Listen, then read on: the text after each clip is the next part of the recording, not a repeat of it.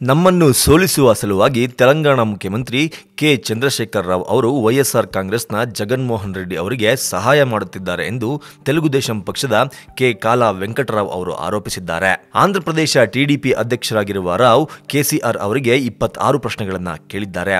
ಆಂಧ್ರಪ್ರದೇಶದಲ್ಲಿ ಅಭಿವೃದ್ಧಿ ಕಾರ್ಯಗಳನ್ನು ಮಾಡಲು ತಡೆಯೊಡ್ಡುತ್ತಿರುವ ಕೆಸಿಆರ್ ಟಿಡಿಪಿ ಹಿನ್ನಡೆ ಅನುಭವಿಸುವಂತೆ ಮಾಡಲು ಯತ್ನಿಸುತ್ತಿದ್ದಾರೆ.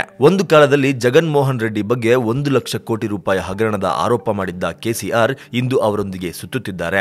ಜಗನ್ ಸಿಬಿಐನ 12 ಕೇಸುಗಳಲ್ಲಿ ಆರೋಪಿ. ಆದರೆ ಇದೀಗ ಅಂತವರೊಂದಿಗೆ ಕೆಸಿಆರ್ ಆತ್ಮೀಯ ಗೆಳೆತನ ಹೇಗೆ, ಒಡ ಹುಟ್ಟಿದ ಸಹೋದರನ ಹಾಗೆ ಓಡಾಡುತ್ತಿದ್ದಾರೆ. ಕಳೆದ 6.5 ವರ್ಷಗಳಿಂದ ಶಾಂತಿಯುತವಾಗಿದ್ದ ಜನರ ನಡುವೆ ವೈಮನಸ್ಸು ಸೃಷ್ಟಿಸುವ ಕೆಲಸವನ್ನ ಮಾಡುತ್ತಿದ್ದಾರೆ ಎಂದು ಅವರು ದೂರಿದರು. ಮುಂಬರುವ ಲೋಕಸಭಾ ಚುನಾವಣೆ ಮತ್ತು ಆಂಧ್ರಪ್ರದೇಶದ ವಿಧಾನಸಭಾ ಚುನಾವಣೆಯ ಸಮಯದಲ್ಲಿ ಜಗನ್ಮೋಹನ್ ರೆಡ್ಡಿ ಅವರ ವೈಎಸ್ಆರ್ ಕಾಂಗ್ರೆಸ್ ಮತ್ತು ಕೆಸಿಆರ್ ಅವರ ತೆಲಂಗಾಣ ರಾಷ್ಟ್ರ ಸಮಿತಿ ಒಟ್ಟಾಗಿ ಚುನಾವಣೆ ಎದುರಿಸುವ ಸಂಭವವಿದೆ. ಒಟ್ಟಾರೆ ಚಂದ್ರಶೇಖರ್ ರಾವ್ ಮತ್ತು ಜಗನ್ಮೋಹನ್ ರೆಡ್ಡಿ ಅವರ ಈ ಸ್ನೇಹ ಚಂದ್ರಬಾಬು ನಾಯ್ಡು ಅವರಿಗೆ ಮುಂದಿನ ದಿನಗಳಲ್ಲಿ ಮುಳ್ಳಾಗುವುದಂತೂ ಸತ್ಯ.